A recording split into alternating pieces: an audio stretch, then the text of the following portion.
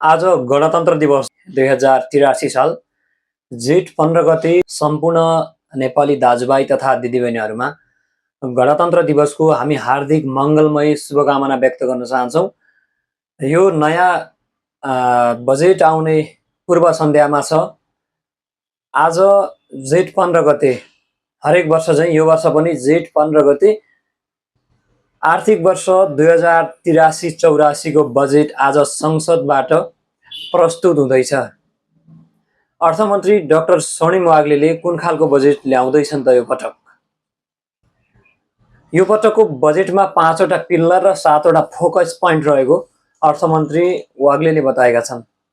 यो सालको बजेटले सुशासनमा सबैभन्दा बढी जोड दिएको छ। पहिलो पिल्लरको रूपमा सुशासनलाई हेरेको छ। यो खालको बजेट यत्तिकै बजेट आएको होइन।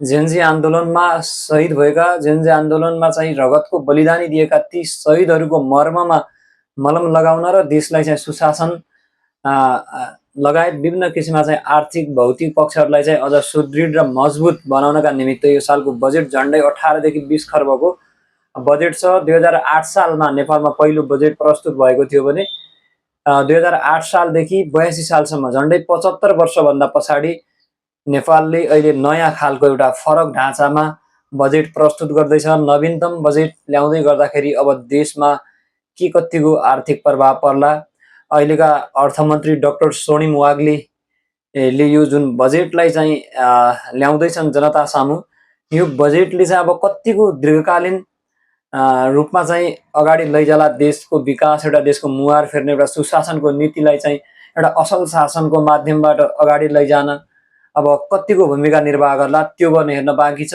बाँकी कुरा आज जेठ 15 गते आज सदनमा बजेट प्रस्तुत हुँदैछ। तपाईहरुले त्यो सदनमा प्रस्तुत हुँदै गरेको बजेटलाई चाहिँ छुटाउनु हुँदैन। सबैले भिडियो हेर्नु होला।